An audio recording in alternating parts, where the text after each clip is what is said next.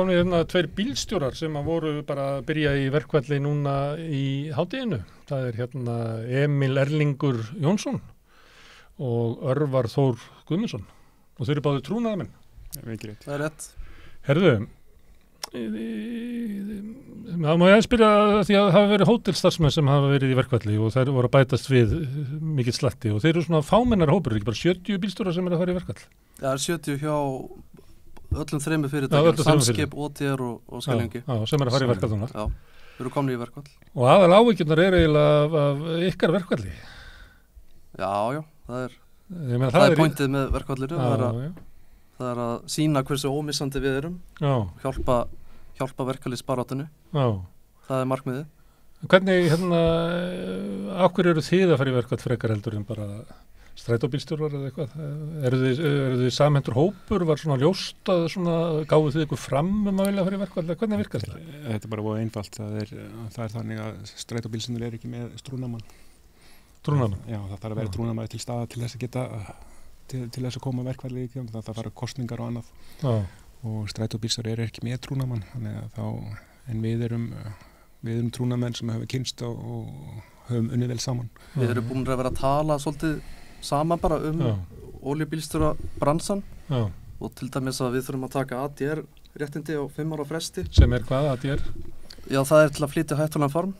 Þetta er alþjóðlegur staðall fyrir alla sem er að flytja hættuleg efni, hættulegan farm. Þetta eru skipt í tvennt, tvískipt námskeið fyrir olíubílstjóra. Fyrst er það grunnnámskeiðið sem er þá stykkjavara fyrst og fremst og svo til þess að geta keyrt olíu og gas í tanki þá þarf þetta að bæta við öðrum hluta. Og þeir eru endurinn í þetta? Já, það þarf endurinn í þetta á hvað ekki, 4 ára fresta? 5 ára fresti. Já. En það hefur verið að tala, þetta kom á laggirnar svona einhvers staðar í kringum ár 2001 eitthvað þess. Það er búið að vera að tala að við þyrftum að fá borga fyrir þetta, en það var aldrei orðið neitt úr því. Sko, allstaðar nánast allstaðar í Evrópu, ef þú sækjur allar að keyra vörubíla, þá náttúrulega fylgir því ábyrgð og ákveðin laun, en ef þú allar í Evrópu að keyra með tank, einhver hættuleg efni, þá náttúrulega rukka fyrirtæki meira fyrir þann flutning. Og þar að leiðandi eru hærri laun í því starfi. En það er ekki af ykkur? Jú, það er þannig að fyrirtækin þau rukna meira en við fáum ekki meiri laun. Þetta er ekki skrifað niður neðstað, sko. Hjá sumum fyrirtækjum þá náttúrulega bara sjá fyrirtækin, ok, þeir eru með ADR-menntun, þeir eru þjálfaðir, við skulum bara borga þeim. Þannig að þið eru í svona sér réttlætisbaráttu inni í verkfallinu. Þeir eru ekki bara að fara fram á sömu hækkanir og eru í tilboði Eflingar, heldur viljið þið að þetta verði metið? Mér langar samt að árétta að ástæðan af hverju við erum í verkfalli er til að hjálpa láglauna fólki í landinu. Þetta er ekki bara svo við getum bara, við erum ekki það eigingjarnir að við viljum bara fara í verkfall til að hjálpa okkur sjálfum, bara svo við getum fengið einhverja launahækkun. Þannig að þið vissu bara að þið eru, það er svo mikilvægt sem þið eru að gera, að þið eru kannski sá hópurinn af Eflingar sem að verkfall ykkar hefur fljótast áhrif. Sko, málið er það að fólk áttar sig ekki á því að þessi vargningu sem við erum með, olía, þetta er alveg rosalega gífurlegar afleiðingar á þess ef eitthvað fer úrskeiðis. Ef við tekum bensín til dæmis, ég er stundum að keyra 43.000 lítra af bensíni, það er ekkert smávagn. 43.000 lítra, já. Frá Reykjavík til Ísafjarðar.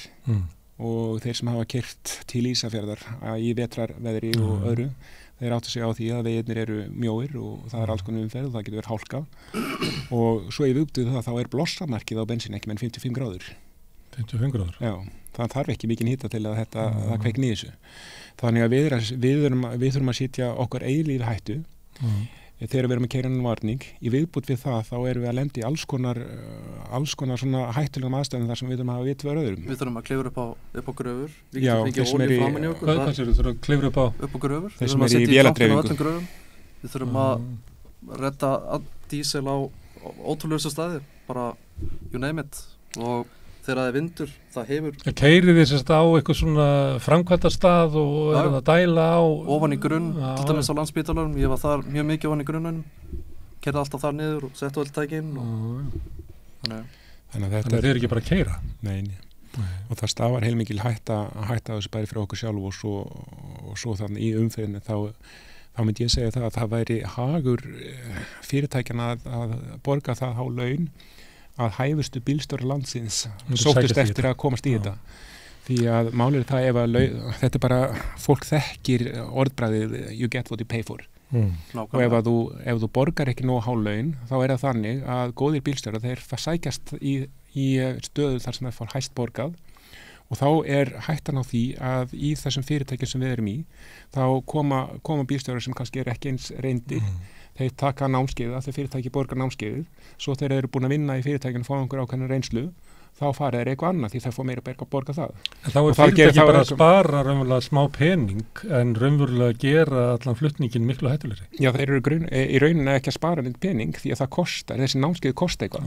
Og svo þegar þú ert að fá óreint mannskapinn, þá hættan á að það veri skemmtur á bílum og tækjum miklu meiri. Háa starfsmannaveldi í þessum bransa, það getur alveg verið hættulegt fyrir þjóðfélagi. Já. Þú vilt ekki vera stanslaust með einhvern sem alltaf bara með 1 eða 2 ára reynslu. Þú vilt vera, jafnvel þeir sem með 10 ára reynslu í sem bransa, þeir eru ennþá að læra nýja hluti og að skapa reynslu og alltaf að koma í veg fyrir tjón.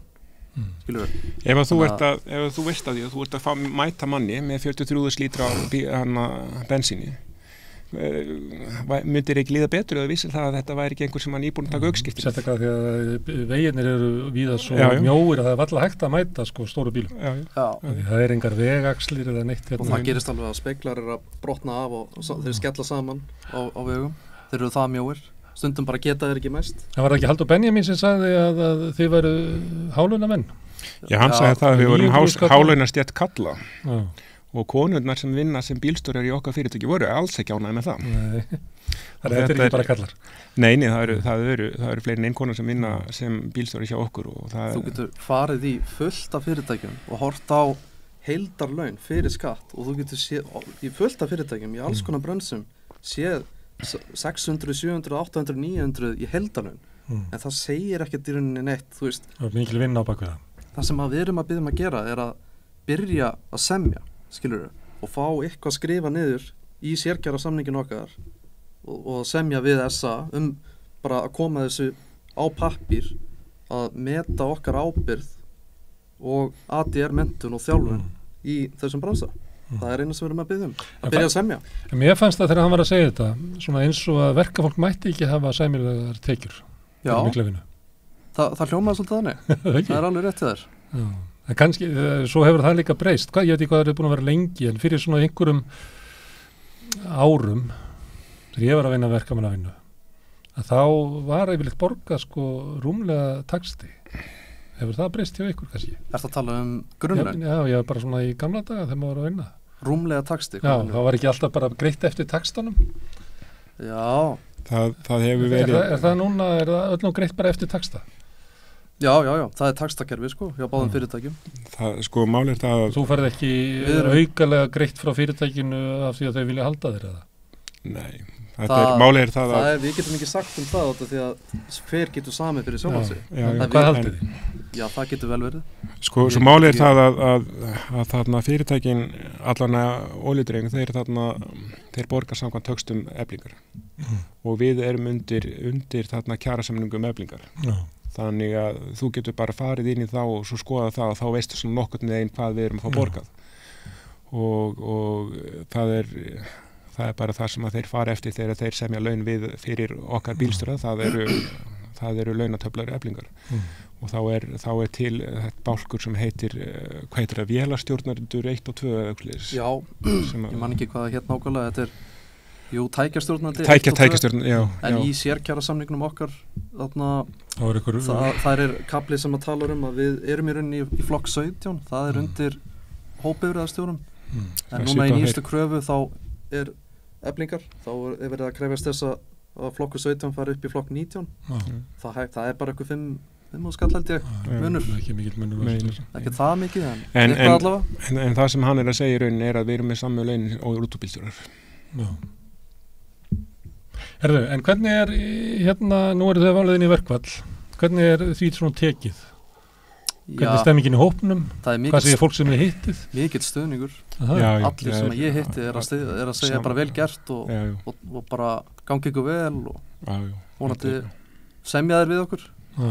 Það sem þetta snýst það að semja. Við höfum sjálfstæðan lögbundin samningsrétt, Efling. Þannig að það bara verið að neyða annan samning ofan á okkur og við bara samþykjum það ekki. En nú þessi tónn ekki alveg í fréttum, í fréttaflutninga þessu. Það verið að lýsa Eflingu sem svona, það náttúrulega fyrst og næst alltaf verið að tala Sólveigu Önnu eins og hún sé að gera þetta bara einhverju frekjukasti og eins og það sé ekki kröfu frá ykkur. Hvernig finnst ykkur svona fréttaflutningur þessu? Ójafnvægi milli hans og síðan það sem að þið heyrið bara hjá venjulega fólki? Sjálfsögðu, það bara, fjölmiðlar sérstaklega fyrirsagnir. En náttúrulega ef þú lest alla fréttina þá yfirleitt þá sérðu það, ok, þetta það sem þeir að tala en myndin og fyrirsögnin alltaf eitthvað svona, ég veit ekki, bara clickbait, skilurðu, svona, bara til að fá fólk til að fara inn í fréttina, eða, þú veist, þetta málar ekki rétta mynd, finnst mér. Og þá að þið séu að raska jafnvægi í samfélaginu einhvern veginn? Já, ég meina, við erum náttúrulega bara í verkalýðsbaráttu. Við erum að hjálpa láglauna fólki aðalega. Skilurðu, ég vil ekki eins og með leigumarkaðinn núna, ég skil ekki af hverju ríkið ekki búið að gera eitthvað í þessum húsnæðisvanda á höfuðborgarsvæðinu. Þannig að það getur engin keypt íbúð, það getur engin, fólk getur leigt en 80% af launaseðlunum fyrir leigu hjá sumum. Allt upp í það. Þannig að þetta erfitt ástand. Fyrir þá sem eru á lægstu laununum. Já. En núna í dag hittust í Norðurljósum, stór hópur eða ekki, Norðurljósum í Hörpu. Það var ekki Norðurljós, var ekki Norðurljós í Hörpu, Kassin Við reyndar gátum ekki komist í það, við erum í samningsnefndinni og við erum búin að vera þar alveg síðan klukkan 9. Og hvernig það gengið? Já, það veist að við þurfum að fara svolítið varlega því að við erum með ákveðin trúna í sambandi við það mál. Þannig að þið farið núna, þeir eru búinir að tala við mig að þá farið aftur niður í Karlsson. Já, við fengum undanþágu til að koma hingað og tala við þig. Ok, það þannig að ég heyrði í svona viðtölum hér og þar við eflingafólk, svona sem að kom, að því að mér fannst eiginlega að vera svolítið breyting í dag, að það var eiginlega fyrsta skipti í dag sem að maður heyrði raddir bara eflingafólks í fréttum.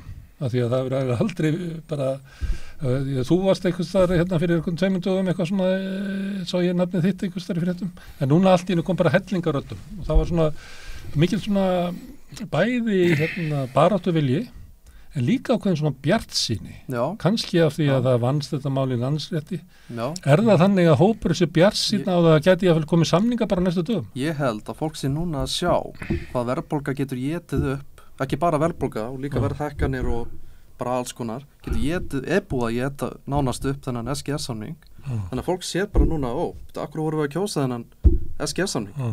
Það náttúrulega mikið af fólki út á landi sem kýsa hann, en hann bara, þetta var ekki góð samningur á mínum mati. Það baráttuviljinn, en svo heyrði ég líka svona ákveðin svona bjartsýni, að þetta gæti ég bara leist á næstu dögum. Hvað sé ég það? Já, það bjartsýni í loftinu. Sko, málið það að þetta hefur verið alveg rosalega hart yfir lengri tíma og það bara búið að vera stál í stál.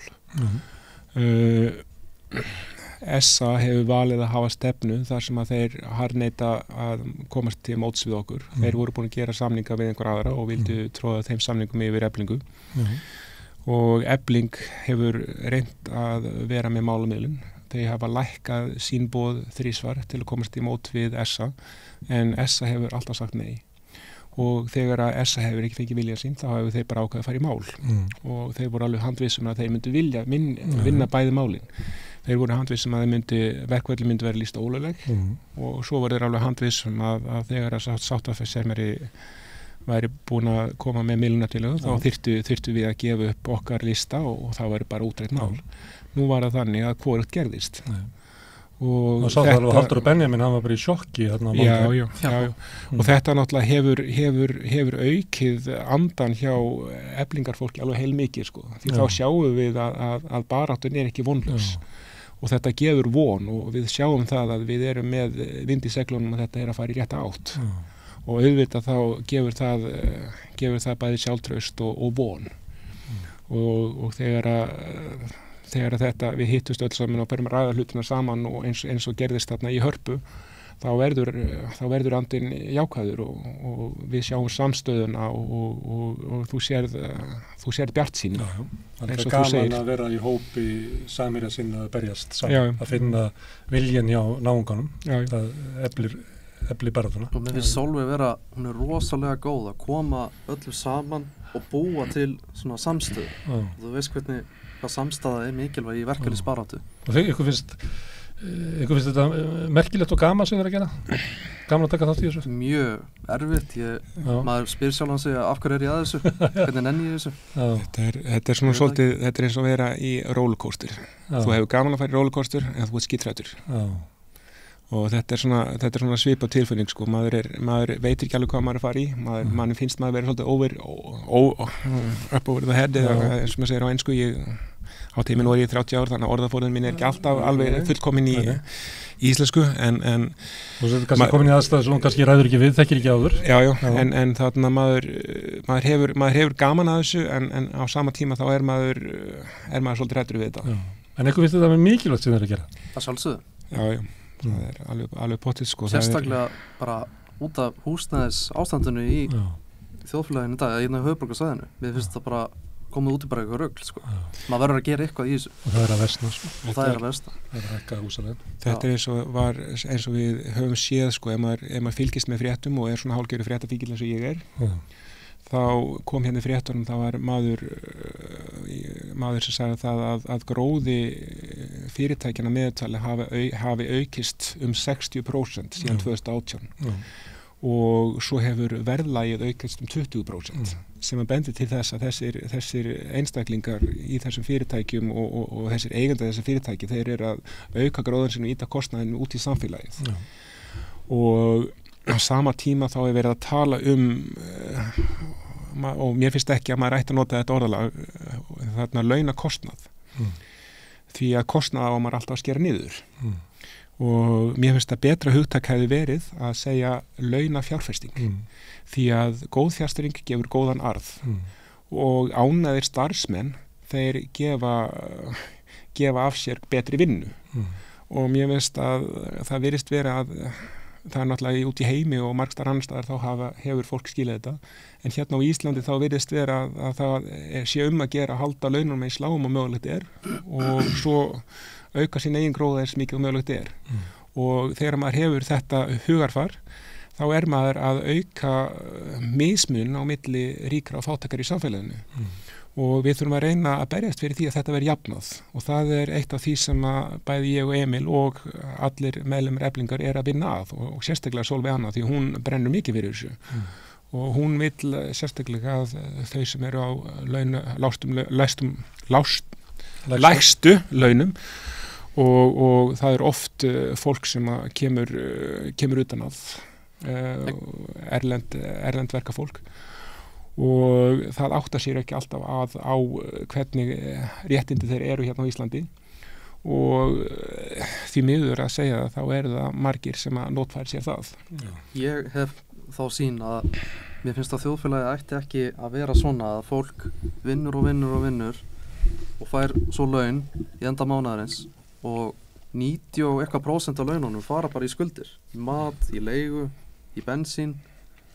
Þannig að ég vil reyna að hjálpa þjóðfélaginu eins mikið og ég get til þess að laga þetta ástand þannig að fólk geti lifað svona eðlilegu lífi þannig að hefur smá afganga pening til þess að fara út og eyða peningi í fyrirtækin og þannig finnst mér að venjulegt, eðlilegt, heilbrigt fjárhagskerfi ætti að virka. Það fólk á ekki að rétt svona á að lifa af og 80% af fjármagni í þjóðinni liggi inn á einhverjum reikning eða inn í einhverjum sjóð einhver staðar eða þú veist, eða fara úr landi. Þetta er að gerast, það var Heimskip var að skila tvöfalt meiri hagnaði núna fyrir síðast ár, 12 miljónum, en það gefur fram í áskýrslunni að meðallaunin lækkuðu. Já, þarna sér það. En það er eitt... Taka. En það sem er annað í þessu líka, það er það að það er verið að tala um það að maður eigi að stjórna verðbólgunum með vextum. Bankarnir þeir eru að taka hærri og hærri vexti sem gera það verkum að þeir fá hærri gróða og ef maður fylgist með fréttum þá maður bara heyra það að til dæmis Landsbankinn hann var að ganga með 18 miljardar króna hagnaði og borgar 8 miljardi þarna í arð og svo í viðbútt við það þá kemur ofan í þetta að nú má ekki ríkið eiga þessa banka af því þeir með ekki verið með einhverja rosalega good guys og þá að selja þetta til einstaklingar sem hafa nóg pening fyrir. Og hvað gerist þá? Jú, vextirnir sem fara inn í bankana auka hagnaðin í bankunum og svo verður borgaður út arður og í staðin fyrir að þetta fæði til ríkisins í dag, þá að selja þetta og þá fara einstaklingar sem fyrir eiga nóg pening fá ennþá meiri pening og þetta eykur aftur á þarna mismunin og það sem í rauninni verið að gera, það það að það verið að taka pening frá þeim fátöku sem ekki eiga efni á að kaupa sinni á annars taka lán og yfirfæra peningin til þeirra ríku sem hafa nóg fyrir. Það verið að flytja peninga frá þeim sem að lítið sem ekkert eiga til þeirra sem eiga mikið og vilja sífellt eigna sem er. Já, og svo vunnið hart af því að selja bankana til þess af því að bankarnir, af því að ríkið eiga svona stofnanir sko. Og horfum á það sem gerist í COVID, fullt af fyrirtækjum fengu ógeðslega góða styrki frá ríkinu og á sama tíma voru þau að segja upp fólki bara örfáum mánuðin setna jafnvel. Meðal annars Íslands Hótel. Já, Íslands Hótel, já. Og hvað gera þau þegar það er verkfall? Þau ráða inn dagar til að, það er orðrómurinn allavega. Það var ég birtur þetta mynd sem var tekið inn á Hótel Lind af konu að þrífa klósett í merkt dögum. Nákvæmlega. Og þarna er klárt bara verkfallsbrot. Verður þið með verkfallsvörslu, það er ekki sem að sestu upp í þessa bíl ykkar og fyrir að keyra þá? Já, sko. Það er ekki að leigja bílstjóra það? Það eru verktakar. Já, sem gætu ferð að keyra þetta? Þeir mega í rauninni. Keyra? Þeir mega keyra. En þetta er á gráu svæði, það er verið að fara yfir þetta skiluru og tjekka sko hvað þeir mega gera en sko þeir mega náttúrulega ekki bæta við sig einhverju sem að ganga í verk, einhvern sem að var í verkfalli en þetta er svo flókið út af því að ef það er verktaki, þú veist nokkri bílar hjá einhverju fyrirtæki og þau voru bara að gera blöndu af verkefnum í höfuðborgarsvæðinu eða einhvers staðar þá það er svolítið mál að fylgjast með þessu og þessi að bara gera það saman. Það er svo erfitt að segja sko, eru þeir að ganga í störf eða eru þeir að gera það sem voru að gera? Það eru sett lög hitt og þetta og svo er það, ef maður bara talar í almennu samningi þá eru sett lög og það eru ákveðnir einstaklingar sem sitja þessi lög og hafa ákveðna hugsun og svo eru aðri lögfræðingar sem túlka lögin og svo fer það eftir hvað hver lögmaður hafi í huga og svo túlka þeir eftir hvort sína áttuna. Það verður því ekki að vera með verkfallsvörslu og fylgjast með þessu að þessi verktakar séu bara í þeim verkum sem voru í áður? Við erum að skoða þetta sko því að við þurfum að fá lögfræði álit á þessu og svona sjá hvernig er hægt að gera þetta á réttlátan og góðan hátt. Við förum við tækifærið þarna að hliðunum í Örfirisey og kíkjum á hvað er í gangi stundum við höfum eitthvað þarna en eins og ég segi það þarf að fá lögfræði álit það þarf að finna út hvað þessi verktakar mega að gera og hvað mega ekki gera og ég veit ekki þú veist hvort að það verður eitthvað vandamálna við hliðið en það bara kemur í ljós. Herðu, ég má ekki tefja ykkur lengur, ég var búin að lofa því að þið færið aftur á samningafund. Vonandi verður samningafundur hjá okkur. Það er nú ekki víst, kannski verður bara fjarrært út í kvöld. Þú meina það, já. Við verðum bara að sjá til, það er lítið hægt að segja þessu hluti og það er fullu vilji hjá Eflingu að setjast við samning. Já, það er, við viljum semja. Við höfum alltaf gert alveg frá byrjun, sko. Ég hef verið í svo alveg frá í byrjun nóvember og farið á mjög marga fundi og já, þetta er í fyrsta skipti sem ég sé bara raunverulega hluti verið að gerast. Já, þetta er fyrsta raunverulega samninga verið sem fóru fram í dag. Er svona sem bara leit út fyrir að vera. Það er eitthvað vinna í karpúsinu. Já, við þurfum að fara varlega með það sem við segjum. Við erum með trúnað og það sem er að gerast þarna við þurfum að halda því svona svolítið utan umræðina. Já, ég spyr ekki meira. Herðu, sagðu mér, hefur enginn beðið að fá að kaupa þau jakkan? Viltu fá hann? Nei, ég bara spyr að því að ég veit. Hvað borgar þið fyrir hann? Ég heyrði svona fólk vera að spyrja hvar fær maður svona Eflingu jakka. Já. Nei, þeir náttúrulega búið þetta til fyrir samningarnum. Já, gági samningarnum Eflingu. Ég vil svona jakka. Þetta er svona ákveð trófí sem við fáum þegar við erum búin að þessu verki. Herðu, Emil og Örvar, kærar þakkir fyrir að koma hingað og gangi ykkur vel í ykkar baráttu. Takk.